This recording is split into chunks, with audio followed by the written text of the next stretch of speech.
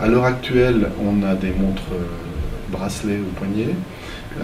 Ces montres bracelets sont soumises à des changements de direction impétueux, des chocs.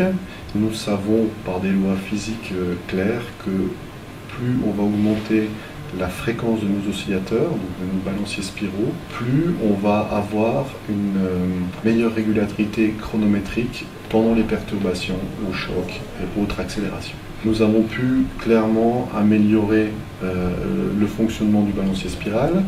Nous avons pu aussi augmenter les fréquences, mais nous sommes rapidement rendus compte qu'il fallait passer un pas.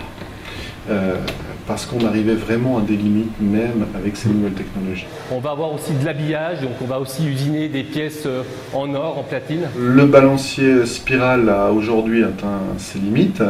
Elles sont, à notre avis, de maximum 10 Hz.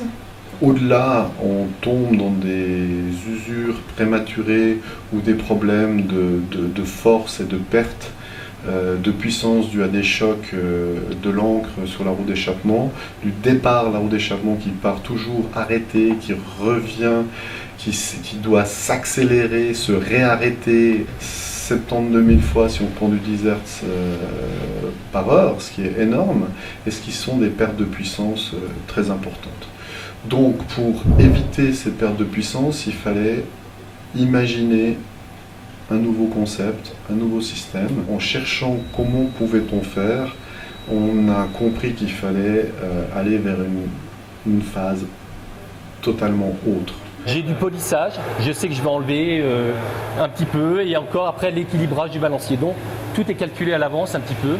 En fonction de certaines productions, on va mettre une machine qui va être uniquement réservée par rapport à la fabrication de platines, de ponts de barrière. Fort de toutes ces réflexions et de tous ces éléments, nous avons commencé à évoluer vers un système qui n'a plus rien à voir avec l'échappement encre balancier spirale, mais qui a à voir avec un système de résonance où en fait nous mettons en résonance un oscillateur de type sonore, donc la fréquence sonore est entre 20 Hz et 20 000 Hz, dans ce cas précis 900 Hz, avec le défilement d'un rouage et au bout de ce rouage d'un petit rotor avec des dents sinusoïdales. Par un effet d'échappement magnétique, le rouage se met à défiler et arrivé à une certaine vitesse, rentre en résonance avec l'oscillateur et on obtient une régulation du temps parfaite. Je cherche où est ma pièce et on va me dire elle est au polissage, elle est à l'anglage. Et voilà, je viens dans l'armoire, je sais que je vais trouver ma pièce ici.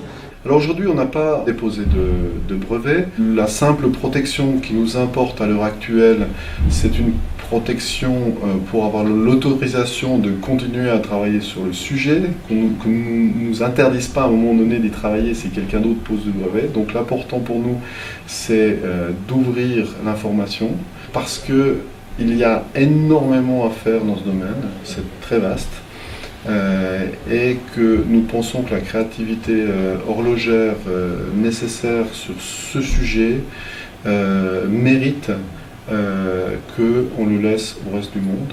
Nous serons là pour appuyer, pour répondre aux questions, pour donner les informations que nous avons, parce que nous savons aussi que nous allons bénéficier de l'intérêt apporté au système et donc en retour peut-être nous aurons aussi des nouvelles idées. Le fait de ne pas se protéger a pour vocation en fait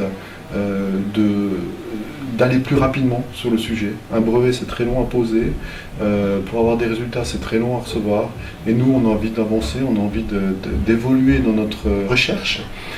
Et nous ne voulons pas être bloqués par un système de propriété intellectuelle qui n'est plus d'actualité dans le monde de la recherche actuelle. Nous voulons aller vite, nous voulons plus mettre 300 ans pour aller du balancier spiral de Huygens au balancier spiral actuel.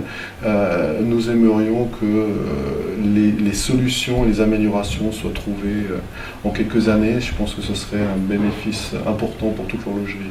L'intérêt, c'est déjà justement de faire évoluer cette horlogerie mécanique sur les bases de ce que les anciens nous ont laissé sur la mécanique classique, et que vraiment par rapport à leur travail, c'est important à mon avis de continuer à les suivre, à suivre cette voie. Bien sûr, c'est intéressant pour nous de le mettre dans une pièce expérimentale, au portée, le plus rapidement possible. On sait qu'en laboratoire, ça fonctionne, donc on a dépassé un petit peu la recherche fondamentale, et donc il n'y a plus qu'un pas pour l'avoir au poignet.